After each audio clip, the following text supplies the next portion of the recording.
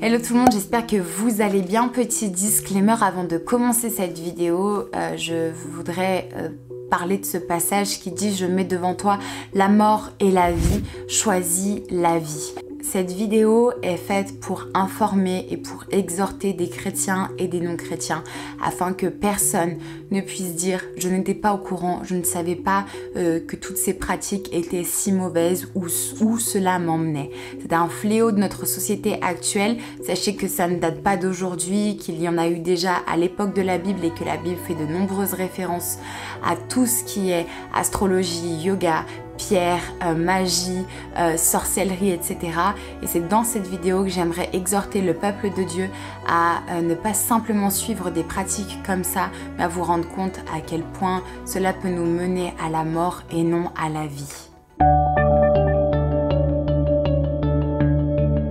Le yoga, si on prend la définition de qu'est-ce que veut dire le yoga, c'est une union, un joug, une méthode. Or, dans 2 Corinthiens 6 au verset 14, il est écrit « Ne vous mettez pas sous un joug étranger ». On commence déjà assez mal. Grâce à ces exercices corporels, son but est la quête d'une harmonie entre le corps et l'esprit. Il y a plusieurs types de yoga, j'ai décidé d'en prendre 2 et avec ces 2, de vous les comparer avec ce que dit la parole de Dieu.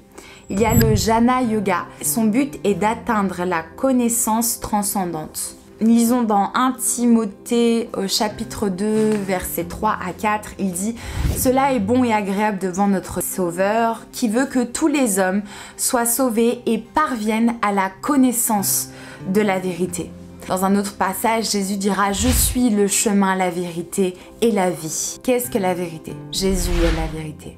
Où voulez-vous aller? Que voulez-vous savoir au travers de cette pratique? Il y a le Bhakti. En fait, ça veut dire dévotion. La définition, c'est piété ou adoration pour une divinité, un maître. Ma question, c'est qui adores-tu? La Bible dit que tu ne peux pas servir 2 dieux en même temps. Tu ne peux pas servir Mammon et Dieu. Tu ne peux pas produire de l'eau douce et de l'eau salée. Qui adores-tu? Pour qui as-tu de la dévotion? Qui est ton maître? Vous savez, c'est dans les petites choses que cela se passe. Parce qu'on a trop banalisé le yoga. Le diable fait croire que le yoga, c'est seulement des pratiques corporelles, c'est seulement un temps de méditation, un temps de repos. Mais mes amis, si vous cherchez les origines et la définition, vous verrez que ça a bien plus d'impact spirituel qu'on ne le pense. Aucune expérience spirituelle que celle de la Bible avec le Seigneur vous fera sentir mieux, vous apportera une connaissance supérieure ou peut-être rétablira en vous votre corps et votre âme et votre esprit. C'est une pratique dangereuse pour obtenir le salut. Et c'est Jean 6 verset 47 qui dit en vérité je vous le dis, celui qui croit en moi a la vie éternelle. Si vous revenez dans l'histoire du yoga, cette pratique a été révélée au dieu Krishna. 1 Corinthiens 8 au verset 6 nous dit « Néanmoins pour nous il n'y a qu'un seul Dieu, le Père, de qui viennent toutes choses et pour qui nous sommes, et un seul Seigneur, Jésus-Christ, par qui sont toutes choses et par qui nous sommes. Qui sers-tu ? Dans tes pratiques, dans ta pensée, dans ton cœur, qui décides-tu de servir? Parce que en faisant ce genre de pratique, sache que tu mets ta dévotion vers une idole. Et pour ceux qui font du yoga chrétien ou qui sont à fond en tant que chrétiens dans cela, je vous invite réellement à poser la question au Seigneur et surtout à vous renseigner, comme je le disais, sur les origines du yoga. Vous serez très surpris de ce que des gestes peuvent créer dans le monde spirituel et les répercussions qui peuvent être sur votre vie. En deuxième chose, j'aimerais parler des énergies des pierres, de la lune et de l'astrologie. C'est un fléau qui touche l'Europe. Alors je vous rassure, ça ne date pas d'aujourd'hui puisque déjà dans la Bible, on en parlait. Malheureusement, c'est quelque chose qui est devenu très banal, très commun. Limite par votre signe astrologique, on va savoir des choses de votre vie, si vous allez être heureux, si vous allez être malheureux, riche, etc. Toutes ces choses appartiennent aux choses occultes, à la voyance, bref. Voyons ensemble ce que la Bible dit sur ce sujet. Dans Daniel chapitre 1 au verset 20, il est dit ceci: le roi s'entretint avec eux et parmi tous ces jeunes, il ne s'en trouvait aucun comme Daniel, Anania, Michaël et Azaria. Ils furent donc admis au service du roi. Sur tous les objets qui réclamaient de la sagesse et de l'intelligence et sur lesquels le roi les interrogeait, il les trouvait 10 fois supérieurs à tous les magiciens et astrologues qui étaient dans tout son royaume. Si vous n'avez jamais lu Daniel, je vous invite vraiment à le lire parce que ça montre aussi l'époque dans laquelle nous vivons. Daniel a refusé de se prosterner sur une idole et l'Éternel a toujours été avec lui. Il est passé par des choses incroyables, lui et ses camarades. Et ce verset nous montre qu'en réalité, peu importe ce qu'il se passait, peu importe les astrologues, les magiciens, etc., l'Éternel marchait avec eux et ce qu'il faisait a été 10 fois supérieur aux autres. Sachez que malheureusement la Bible parle beaucoup de l'astrologie et des astrologues et ce n'est pas quelque chose de positif. Ésaïe 47, 13 nous dit: tu t'es fatigué à force de consulter. Qu'il se lève donc et qu'il te sauve, ceux qui connaissent le ciel, qui observent les astres, qui annoncent d'après les lunes ce qui doit arriver. Voici, ils sont comme la paille, le feu les consume, ils ne sauveront pas leur vie des flammes, ce ne sera pas du charbon dont on se chauffe, ni au feu auprès duquel on s'assit. Tel est le sort de ceux que tu te fatigues à consulter. L'Éternel dit dans ce verset qu'ils seront brûlés lors du jugement dernier et que tu te fatigues en voulant consulter ces personnes qui regardent dans les astres, dans les lunes et qui tentent de dénicher des choses cachées. Littéralement, suivre ce genre de pratique, c'est dire je mets ma confiance, je veux savoir l'avenir, je mets ma confiance dans ces choses. Est-ce que ces choses vont me dire c'est ce qui va arriver ou alors ça va influencer ce que je suis en train de faire en ce moment ou l'époque, la saison dans laquelle je vis. Encore une fois, ceci est une idole. C'est placer sa confiance en quelque chose de vain, sa confiance en un faux Dieu. Et cette fois, c'est Deutéronome 18 au verset 10 qui le dira. On va souvent répéter ce verset, mais parce qu'il est très parlant. Qu'on ne trouve chez toi personne qui fasse passer son fils ou sa fille par le feu. Personne qui exerce le métier de divin, d'astrologue, d'augure, de magicien, d'enchanteur. Personne qui consulte ceux qui évoquent les esprits ou disent la bonne aventure.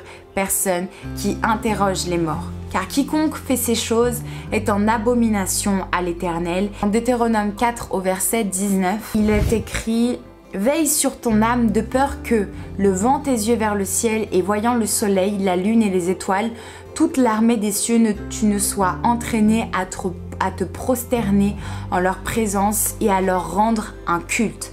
Ce sont des choses que l'Éternel ton Dieu a données en partage à tous les peuples sous le ciel entier. Dans de nombreux passages, l'Éternel nous dit que nous n'aurons pas d'autre Dieu devant sa face, que lui seul est notre Dieu, que lui seul, que nous plaçons notre confiance en lui.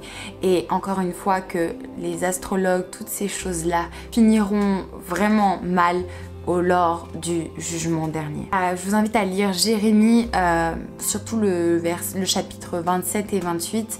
Vous pouvez lire tout Jérémie, vous allez voir et comprendre à quel point Dieu juge Israël parce que il se pervertissait avec ce que faisaient les nations, avec les idoles, avec voilà tout ce qui était astrologie, pierre, etc.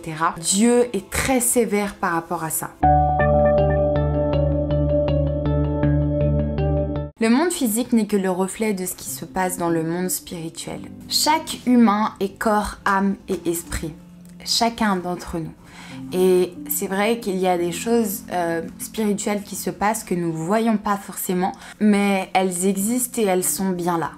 La stratégie du diable en Europe et dans beaucoup de pays a été de faire croire qu'il n'existait pas, ou bien que certaines pratiques ou certaines choses adoptées n'étaient pas néfastes puisque le diable n'existait pas, Dieu n'existait pas. Ça a été sa meilleure stratégie. Je vais prendre cet exemple parce que j'en parlais pas plus tard que dimanche avec des frères et sœurs.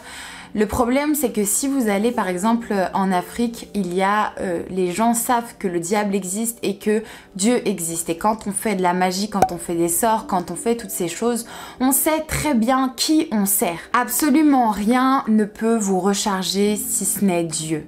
Rien ne peut vous guérir librement, c'est-à-dire sans contrepartie, sans vous enlever quelque chose d'autre à la place, si ce n'est le Seigneur Jésus-Christ. Vous ne trouverez pas non plus de force ou plus de choses dans ces pierres, si ce n'est avec le Seigneur. Et c'est là le problème.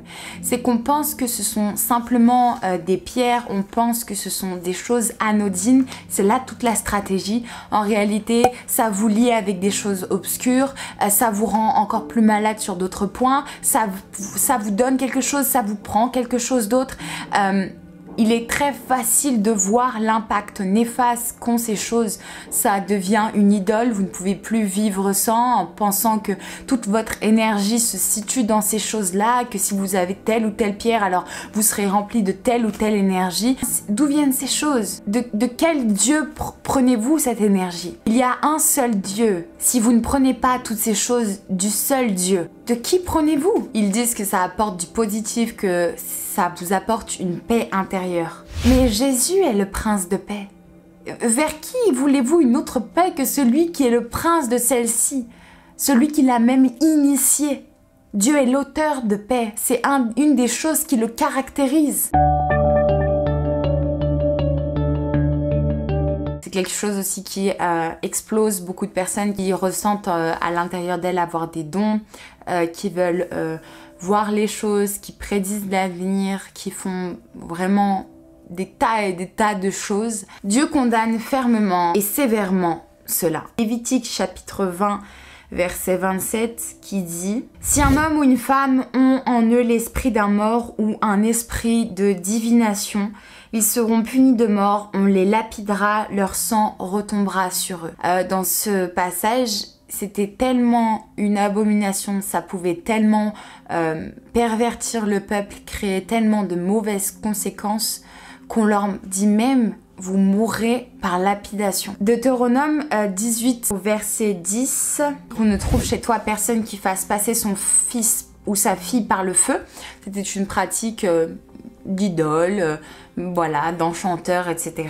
Personne qui exerce le métier de devin, d'astrologue, d'augure, de magicien, d'enchanteur, personne qui consulte ceux qui évoquent les esprits ou disent la bonne aventure, personne qui interroge les morts. On pourrait même modifier ce verset parce que ça va très bien dans le sens, c'est personne qui disent la bonne aventure, personne qui tire les cartes, personne qui fasse des gris-gris, personne qui vous soigne par le feu, des coupeurs de feu, personne qui vous fasse du magnétisme, personne qui vous fasse des choses de médium.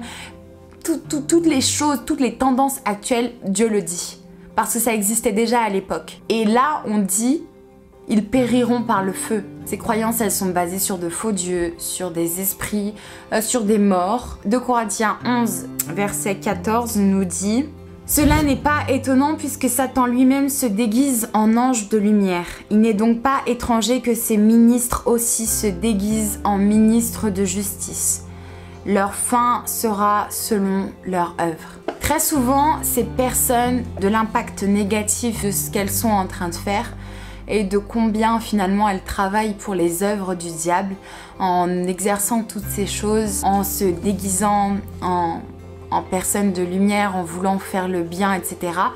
Je peux pas dire que toutes les personnes qui font ces choses-là savent qu'elles font le mal et qu'elles œuvrent pour les œuvres du diable, en tout cas. Mais pour la plupart, elles sont très bien au courant du monde spirituel avec lequel elles agissent. On parle même de pouvoirs ancestraux, de liens familiaux, de grand-mère, de femme en femme. On tire les cartes, du médium, on fait de la voyance, on lit entre les lignes, etc. Et tout ceci, après, c'est un autre sujet. Ça appartient au monde spirituel réellement. Sachez en tout cas que c'est une abomination et que ces choses ne datent pas d'hier, mais que chacun sera jugé selon ses œuvres, et c'est ce que la Bible dit. On va lire Acte 16 au verset 16 qui dit « Comme nous allions au lieu de prière, une servante qui avait un esprit de python et qui, en devinant procurer un grand profit à ses maîtres, vint au devant de nous et se mit à nous suivre, Paul et nous. Elle criait: ces hommes sont les serviteurs du Dieu Très-Haut et ils vous annoncent la voie du salut. Donc elle reconnaît que ces hommes qui marchent sont des serviteurs du Très-Haut. Elle fit cela pendant plusieurs jours. Paul, fatigué, se retourna et dit à l'esprit: je t'ordonne au nom de Jésus-Christ de sortir d'elle. Et il sortit à l'heure même. Le but de Satan, c'est de faire croire qu'il est bon et utile, que lui aussi il connaît les choses, qu'il peut agir dans notre vie. Ce qui est totalement faux, puisque Satan veut réellement être comme Dieu, être glorifié et avoir les mêmes pouvoirs que Dieu. Or, Satan n'est pas Dieu. D'ailleurs, pour ça qu'il a été banni du royaume des cieux. Et en fait, la plupart du temps, les personnes même qui consultent des médiums, des voyants, etc. sont attachées à ces choses plusieurs fois par an, par mois, etc. Elles consultent ces personnes pour voir les choses qui sont cachées. Ésaïe 8, 19 nous dit: si l'on vous dit consultez ceux qui évoquent les morts et ceux qui prédisent l'avenir, qui poussent des sifflements et des soupirs, répondez. Un peuple ne consultera-t-il pas son Dieu? S'adressera-t-il aux morts en faveur des vivants? Ce qui poussait Israël, et c'est valable pour nous aussi, à consulter les morts, à voilà, les divinations, etc. Dieu leur demande de répondre qu'ils consultent leur Dieu plutôt qu'un mort. C'est un phénomène qui explose à mon grand regret, notamment je pense à la plateforme TikTok où on voit de plus en plus de sorcières être populaires, parler de certains sorts, de certaines potions, des choses qui vont très très loin, hein, mais qui banalisent ça d'une manière qu'on pourrait même croire que ces sorcières sont des bonnes sorcières finalement à la Charmed, quoi. On m'a parlé d'un épisode, l'épisode 2 de la saison 2 de Sabrina. J'ai pas du tout regardé la série, juste cet épisode là. Je le conseille sans le conseiller, c'est-à-dire que si vous êtes pas prêt à voir un petit peu ce qui se passe dans le monde spirituel, si vous avez encore peur, si vous êtes jeune dans la foi, etc. Prenez le temps. Maintenant, si vous voulez être convaincu de comment le diable agit et de ce qui se passe pendant que nous on dort ou qu'on croit que Satan n'existe pas, je vous conseille de regarder cet épisode 2 de la saison 2, juste cet épisode-là, et vous allez comprendre à quel point le diable existe, à quel point il travaille avec des tas et des tas de serviteurs, de démons et de personnes qui sont envoyées par lui. Sachez que toutes ces personnes n'hériteront pas du royaume des cieux à moins qu'elles se repentent. Et ça, c'est Galates 5 au verset 19 qui le dit: or les œuvres de la chair sont évidentes, ce sont la débauche, l'impureté, l'idolâtrie, la magie. Je vous le dis d'avance, comme je l'ai déjà dit, ceux qui commettent de telles choses n'hériteront point du royaume des cieux. Et Michée 5 au verset 11 qui dit: j'exterminerai de ta main les enchantements et tu n'auras plus de magicien. 2 Rois 21 au verset 6. Il fit passer son fils par le feu, il observait les nuages et les serpents pour en tirer des pronostics et il établit des gens qui invoquaient les esprits et prédisaient l'avenir. Il fit de plus en plus ce qui était mal aux yeux de l'Éternel afin de l'irriter. Je vous invite à lire 2 Rois. Vous allez voir, c'est une grande histoire entre Israël et les peuples idolâtres. Mais comme à l'époque de la Bible, il y avait toujours des prophètes pour dire ce que vous faites c'est très mal, le montrer par la parole de Dieu et surtout d'annoncer ce que Dieu ferait si on n'arrêtait pas ces pratiques. Alors les prophètes, ces prophètes, ils étaient toujours détestés, voire tués, mais c'est pas grave. À un moment donné, la Bible dit: mon peuple meurt par manque de connaissances. Et c'est au travers des plateformes qui me sont données comme YouTube d'avertir les non-chrétiens et les chrétiens face à de telles pratiques. C'était une longue vidéo, ça montre à quel point le sujet est très présent. Sachez que là j'ai fait vraiment le plus court possible. On pourrait discuter des heures et des heures avec la parole de Dieu sur pourquoi, du comment ces pratiques sont mauvaises et ce qu'elles entraînent. Encore une fois, je veux le rappeler, c'est pas parce que on pense que ça n'existe pas que ça n'existe pas. Le diable existe, Dieu existe et tout ce que vous faites a une répercussion dans la vie. La Bible dit même que nos mots sont créateurs, la parole est créatrice et que ça a un impact. Il faut vraiment prendre conscience de ces choses-là.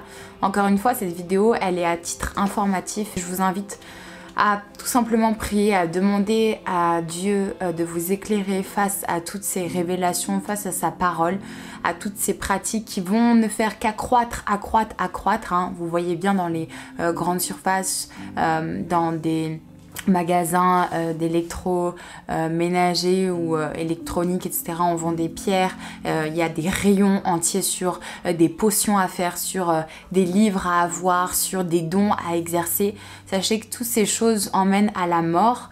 Et si vous avez l'occasion, je vous invite à vous pencher sur l'histoire de Babylone, parce que vous verrez, du coup ça se trouve dans Daniel, et vous verrez que l'époque dans laquelle nous vivons est exactement l'époque dans laquelle Daniel vivait en termes d'abomination et de choses contraires à l'Éternel. Je vous encourage de tout cœur à faire vos propres recherches. Soyez comme ces chrétiens de Béret qui vérifiaient tout le temps dans la parole de Dieu ce que Dieu disait, parce que sachez que Dieu emmène à la vie et qu'il met devant nous le chemin de la vie et de la mort, et que ce qu'il désire, c'est que nous puissions choisir la vie. Ce qui ne va pas avec le Seigneur nous emmènera forcément à la mort, avec de grosses conséquences à la clé. Soyez encouragés, soyez fortifiés, n'hésitez pas à m'envoyer un message en privé si vous avez plus de questions, si vous voulez partager quelque chose, ou si vous voulez même vous défaire de toutes ces pratiques, parce que dans ce cas-là, il faudra qu'on prie pour briser toutes ces choses qui ont été créées. Soyez fortifiés. Bye!